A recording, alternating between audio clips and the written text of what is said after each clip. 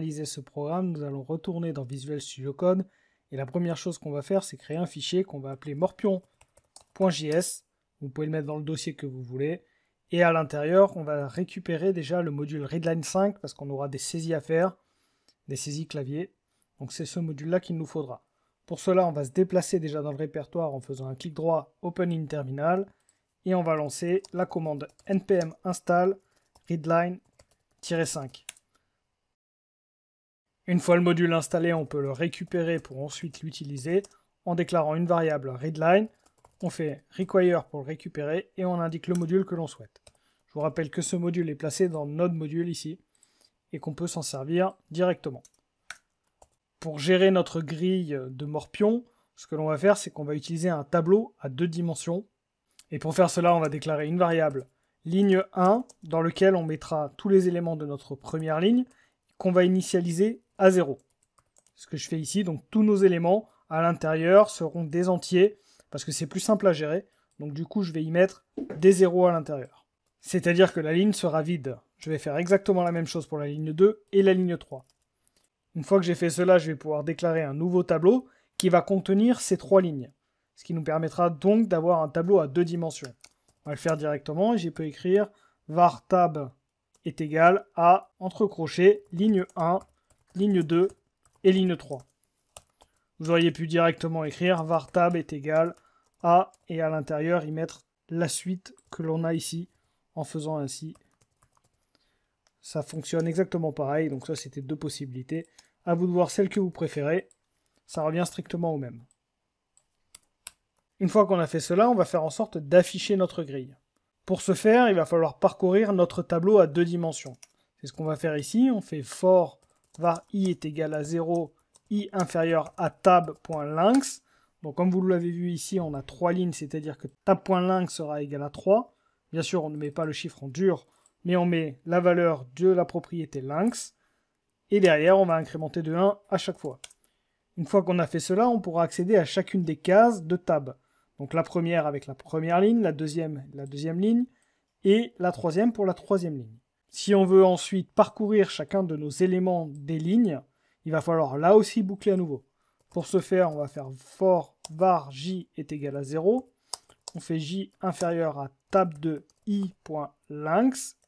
La première ligne sera donc placée à la table de 0, la deuxième ligne à la table de 1, et la troisième ligne à la table de 3. C'est pourquoi ici on a inscrit table de i.length, parce que notre premier élément, cette première ligne, contient 3 éléments. Sa taille sera également de 3 ici. On incrémente ensuite j de 1 à chaque fois.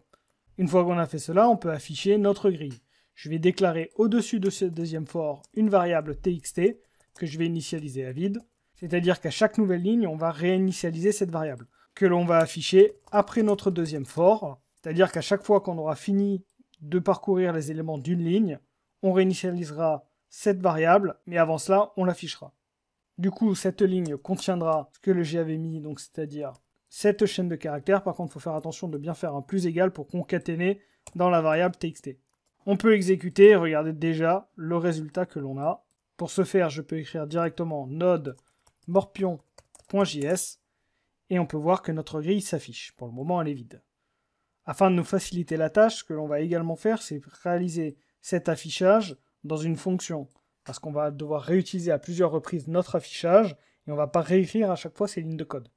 Donc ça, on va les mettre dans une fonction qu'on va appeler afficher grille, par exemple. Et on va lui faire passer en paramètre le tableau. Donc cette fonction va permettre d'afficher n'importe quel tableau à 2 dimensions. Donc si jamais je fais un autre tableau ici, de 2 dimensions avec n'importe quel nombre de valeurs, cette fonction pourra être utilisée. Maintenant, pour utiliser cette fonction, c'est très simple, je peux écrire directement afficher grille de tab. Je vais d'ailleurs faire en sorte de renommer ici, je vais l'appeler morpion, pour bien que ça soit lisible. Et c'est-à-dire que quand je vais lancer ma fonction, je vais lancer mon tableau qui s'appelle morpion. Et ma fonction va récupérer morpion en le transformant en tab. Et dans sa fonction, directement, le morpion s'appelle tab. C'est pourquoi ici, on peut bien parcourir sur les éléments. Je vais relancer, vous allez voir que directement, on a exactement la même chose. Notre première étape est réalisée. Maintenant, on va permettre à l'utilisateur de réaliser sa saisie. Et pour cela, on va devoir lui afficher un message pour lui dire en quelle ligne tu veux faire ta saisie. Et ensuite, en quelle colonne tu peux faire ta saisie. On va donc retourner dans notre partie main, c'est ce qui est au-dessus ici. Là, nous avons les fonctions, pour le moment on n'en a qu'une, et au-dessus, on a le main. Je vais ici renseigner un message pour indiquer à l'utilisateur qu'il doit réaliser une action. Je vais mettre des tirets pour que ce soit un petit peu plus lisible, et ensuite je vais afficher console.log. Quelle position voulez-vous? Une fois qu'on a fait cela, on va demander la saisie, et pour ce faire, on va utiliser le module readline5. On va donc déclarer une nouvelle variable, la variable ligne saisie, et à l'intérieur, je vais récupérer readline.question, et on va indiquer la ligne que l'on souhaite.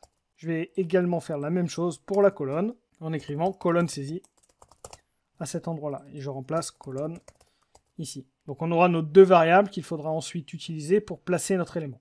Je peux relancer mon programme, et normalement, nous devrions avoir les saisies maintenant. Voilà, il nous indique bien quelle position voulez-vous. Je vais saisir par exemple la position 2 et la colonne 2. Pour le moment, rien ne se passe puisque, effectivement, on n'a pas réalisé l'action de placer un élément. On va maintenant placer celui-ci et on va placer un chiffre à l'intérieur de cette position qui nous a été renvoyée. Pour le moment, on ne va pas se soucier si la position est valide ou non, on va juste placer l'élément. Pour ce faire, on va dire que morpion de la ligne qui a été saisie ici, -1, parce que je vous rappelle qu'un tableau commence à l'indice 0. Donc si on saisit à la ligne 1, parce que le joueur, pour lui, c'est la ligne 1, on va tout simplement réduire de 1 pour que ça corresponde bien à l'indice dans le tableau. C'est pourquoi on met -1. Morpion à la ligne saisie, -1, et à la colonne saisie, -1, on placera notre élément. Et ici, on va y placer, par exemple, pour le premier joueur, le chiffre 1. On va juste s'assurer que la ligne saisie et colonne saisie soient bien des entiers, et pour ce faire, on transforme en parseInt la saisie que nous avons réalisée. Je relance mon programme, et normalement, on doit pouvoir saisir à nouveau notre case. Le seul problème, c'est que pour le moment, l'affichage n'est pas réalisé, on ne voit aucune différence. Et on va retourner dans Afficher grille, et on va apporter une petite modification pour justement être capable de voir cette différence. Et on va tester à chaque fois, ici, if le résultat de tab de I de J triple égal à 0. Si c'est le cas, on remettra bien ce qu'on avait mis avant, c'est-à-dire cela. Et par contre, si ce n'est pas le cas, donc un else if, on va tester si tab de I de J est égal à 1. C'est ce qu'on a mis au-dessus pour le premier joueur. Si c'est le premier joueur, on pourra écrire txt plus égal et on va y mettre à l'intérieur directement une croix. Et si ce n'est pas le cas, donc on va quand même tester en faisant un else if, même si un else pourrait être largement suffisant dans ce cas-là. On va vérifier si c'est égal à 2. Dans ce cas-là, on mettra un O. Pour le moment, on permet juste d'ajouter un 1 et on verra plus tard pour gérer le deuxième joueur. Maintenant, ce que je peux faire, c'est relancer ma saisie. Et donc là, je relance le jeu. Je vais saisir en ligne 2, en colonne 2, et encore une fois, vous voyez, on n'a pas l'affichage de la grille. Donc il nous manque une dernière étape, c'est le fait de réafficher la grille.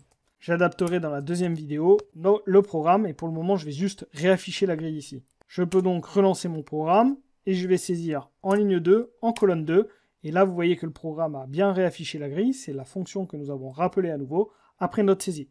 Et on voit bien que nous avons maintenant une croix d'ajouter. Par contre, le programme se termine. On continue dans la prochaine vidéo pour justement améliorer ce programme et faire plusieurs saisies à la suite.